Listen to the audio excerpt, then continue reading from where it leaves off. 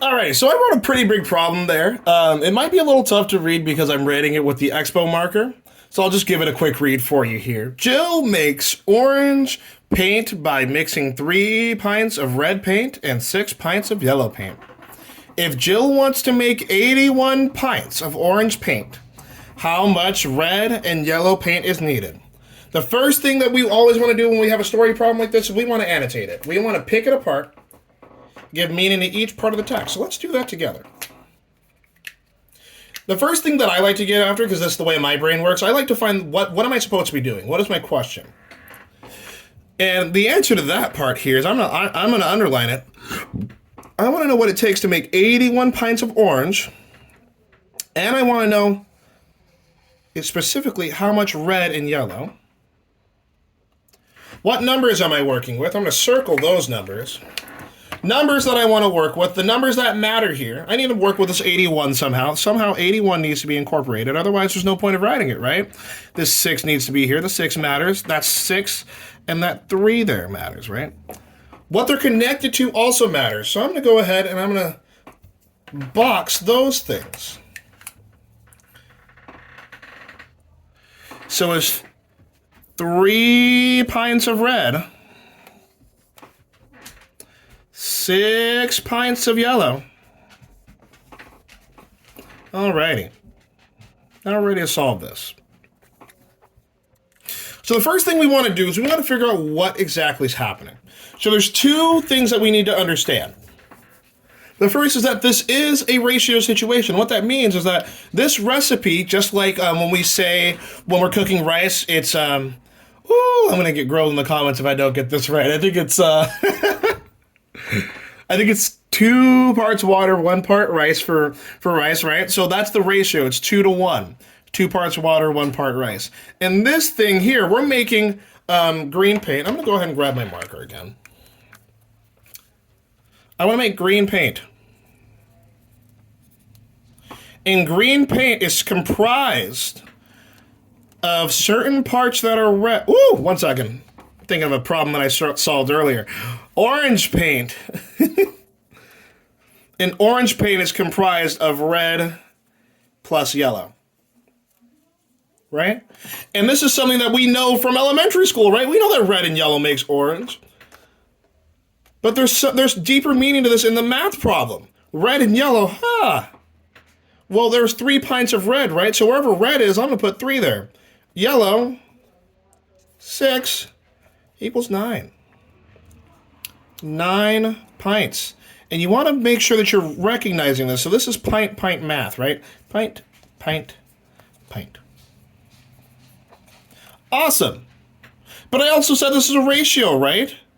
Keep this understanding to the side. So 3 pints plus 6 pints is 9 pints. Red plus orange makes yellow, or you know what I meant.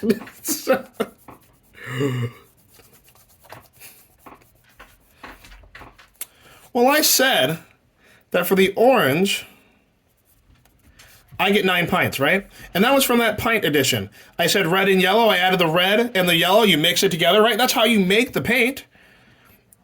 But then I said there's also a ratio. What's that ratio? Well, it has to be red to yellow.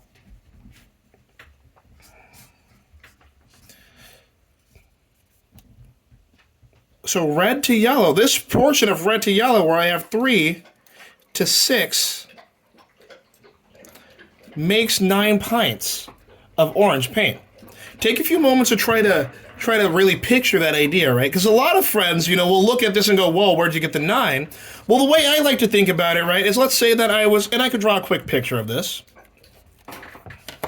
If I wanted to illustrate this in one way or another, right, this vat of orange paint over here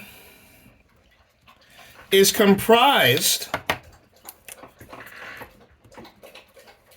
of 3 parts that are red, 6 parts that are yellow. Excuse my lack of having red or yellow markers. And that 3 plus 6 gets us a total of 9 pints for orange.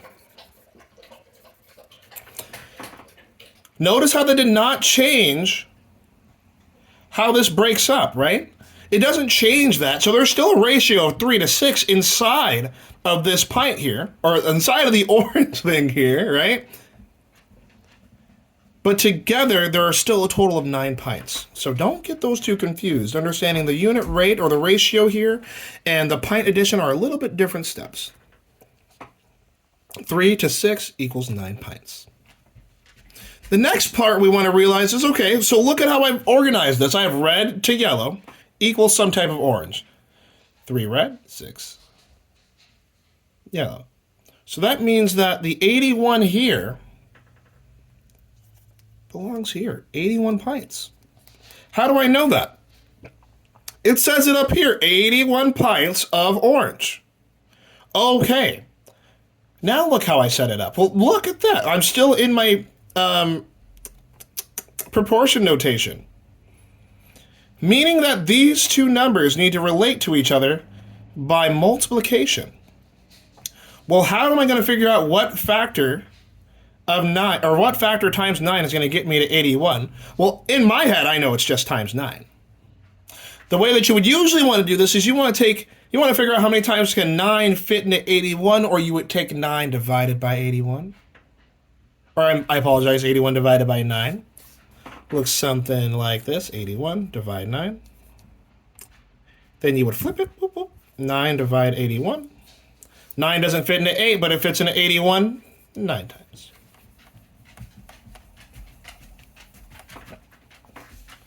So we have it multiplying by 9. Cardinal rule of mathematics says that whenever I do to one side of my equation, I want to do it to the other side of the equation. So I'm going to multiply this side by 9 as well. Well, 3 times 9 is 27. And 9 times 6 is 54. Leaving it in this notation makes life a lot easier for us because now I've answered every question that I need to answer. I know how much red I need and how much yellow I need. I need 27 red and I need 54 yellow.